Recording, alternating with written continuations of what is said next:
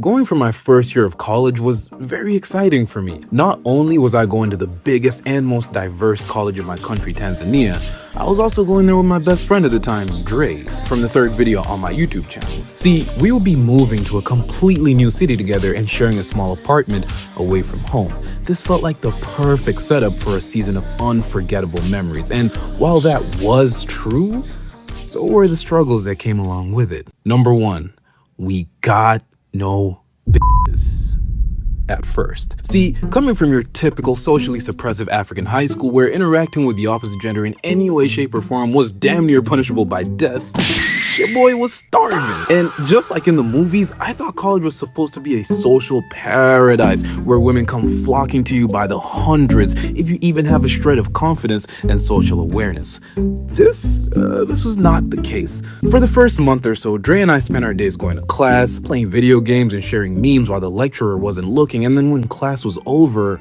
we'd have absolutely no one to hang out with but ourselves. We'd head back home, and shortly after, our friend Phil, who was currently doing his second year at the same uni, would always come visit. He'd always have the craziest stories to tell us, like, dude, I just had a three-way with this girl and her sister. No way, bro. Yeah, and it was on her uncle's balcony, bro. The neighbors saw us, but we didn't give a fuck. What? No way. And although Phil made our days with his absurd stories, I couldn't help but feel like I was missing out.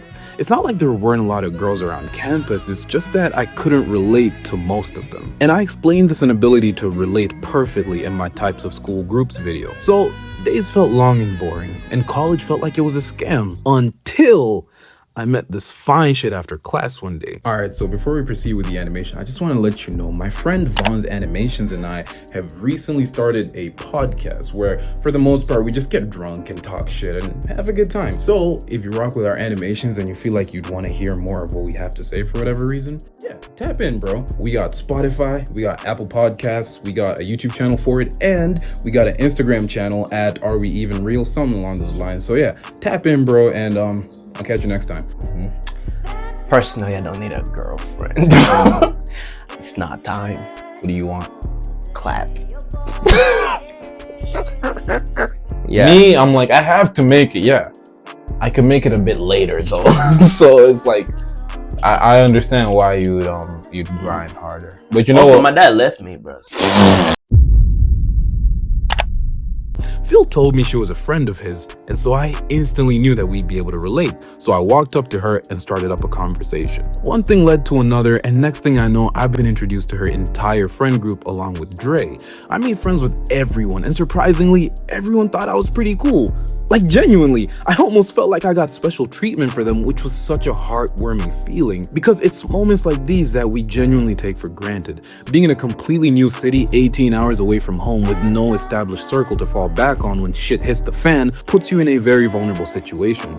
We like to think we're emotionally self-sufficient, and while that may be true in some sense, had these people completely rejected me, teased me, and belittled me, the mood for the rest of my year would have surely been set, and I would have been cursed to roam the campus grounds as a lonely wanderer, forever shut off from the possibility of any new friendships. It's a shame that this is in fact a reality for a lot of people. But things quickly spiraled out of control, and Dre and I ended up having a bit too much fun. The universe seemed to bend in a way where we just kept making more and more friends from all sorts of social groups, not just within our own campus, but outside as well. Our lives quickly became overflowing with social activities. I was friends with a lot of people and became very popular within our circles. Every week was a movie, bro. It was a date with a new girl every other week, movie nights with friends every few days, and abusing drugs with those very same friends every single weekend. All of a sudden, Phil's stories of three-ways on balconies didn't seem too crazy anymore. And let's just say, I got pretty good at playing Truth or Dare. Number 2.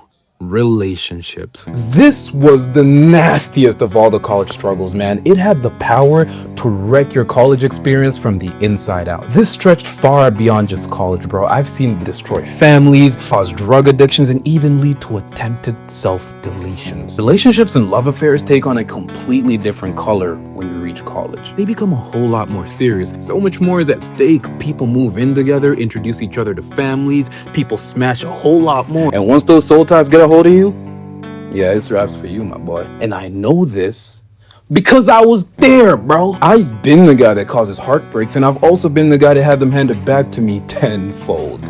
Rhea. That's the name of the girl whose heart I slowly crushed for a whole year while simultaneously using her, all without me even knowing I was doing so. Rhea and I had been friends for a few years before college even began. We happened to end up in the same college, and it was here where her crush on me seemingly intensified. She and I were homies, and even though she threw constant hits my way, I never thought she was serious. To me, she was just my homegirl whom I sometimes flirted with. And even though I never reciprocated any interest, she still stuck by me, hung out with me and my friends, and we even made out. Like a lot. But I never knew she was really into me. And as the months went by, she slowly watched me gravitate towards other girls. She sat through all the times I'd talked to her about the girl I made out with the prior night in excruciating detail. Yet she stayed silent. And apparently, all my friends knew about this but me. Her crush eventually fizzled out when I finally got into a fully committed relationship, and 2 years later, she finally told me just how much she liked me, and just how much it killed her to watch me rock with every other girl apart from her. But a few months before I got into that committed relationship, my heart was broken, and broken was an understatement. It got ripped out of my heart and sent through an interdimensional portal, damned to experience eternal shredding of itself over and over again. Narissa. That's the name of the girl that swept me off my feet and had me feeling like the woman in the relationship with just how much game she was spitting. I met this girl through a mutual friend, and within a few days of texting, we were already on our first date. She was hands down one of the prettiest girls I've ever hung out with to this day, bro. She had a few tats, a tongue piercing, and was built like a Pinterest model. All red flags, but she was half Tanzanian, half Somali, so you already know that is grade A kryptonite right there. So we went to see a movie, and the whole time she had my hand on her thigh. Not gonna lie, bro, I was nervous as hell. This girl was way out of my league, and she seemed to be really into me. So the movie ends and we walk over to her car. I lean against her car, and as we're saying our goodbyes, she grabs me by the face and kisses me. It wasn't a short one either. I was awestruck. Now, this went on for a few more dates before her eventual return back to her home country in Kenya. At this point, we were in a situationship, one that she insisted on, as at this point, I was a bit apprehensive when it came to getting into relationships. A few days after she left the country, she stopped responding to my texts, and I got worried. And when she returned, her whole demeanor had shifted. She was a lot colder, responded slower, and didn't seem to be as interested as I was. Sometimes entire days would pass without a response, and in a final attempt to get clarity as to what was going on, I called her. It must have been 1 a.m. when she picked up. Man, Narissa, what's going on, man? I've been calling and texting for the past few days, and you've been barely responding. If you knew you were just gonna leave me on, you could have told... Hey, babe. What's this nigga gonna call? Who you talking to? It's nothing. Don't worry about that. You're with me now. Crushed. That's what I felt. I had been thrown into the pits of despair so quickly I couldn't even process it all on the spot. And what was worse, she never hung up. I heard so much more. I couldn't move, and for about a minute, I sat there in silence before I eventually heard enough and hang up. I was thrown into a depression so cold I dissociated for a whole few days straight. Days merged into each other, and my memory of this time went blurry. I was lucky, man. Had we actually gotten into a serious relationship that lasted months or years, I would have spiraled into decisions I wouldn't have been able to take back. Now, this story isn't unique to just me. I'll bet you 1 out of every 5 college students goes through this at least once in their college lives. Most of them view it as an extremely traumatic experience that stains their entire perception of relationships, leading them to hold toxic worldviews and vengeful hearts, leading them to eventually do the exact same thing to their next partners. This is the root of all fuck men and fuck women campaigns. People do this not because they're evil, but because they believe that's what'll keep them safe from ever having to experience that pain again. Everyone's inner child wants to love and to be loved, and everybody wants it to be done in a healthy way. And once we understand this, we can begin to help each other heal without judgment. But sometimes, the only way to understand it is by first going through it yourself.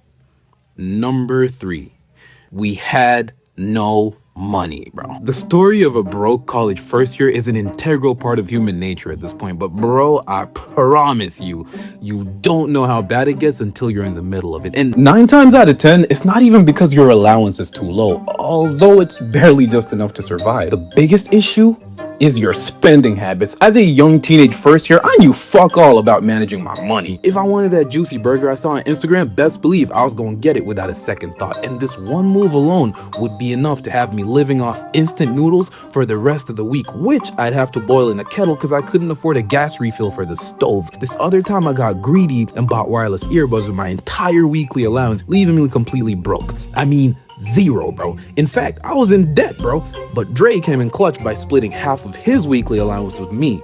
W Dre in the comments, man. But it gets way worse. It would obviously be impossible to make it a week sharing one man's allowance between 2 people, and we knew this. But Austin, also from the 3rd video on my channel, owed me money, and he was supposed to pay up 2 days before the week ends. This would be just what Dre and I needed to get us through the week, and so our lives literally depended on Austin not being a dick. And so Austin was a dick. The day finally came for Austin to pay up, and radio silence. We were devastated, bro, because we genuinely had nothing.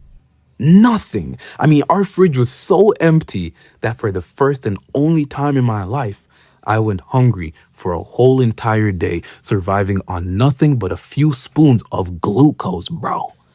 Glucose. And no, bro, there's no philosophical lesson at the end of the segment. Austin really was just a dick.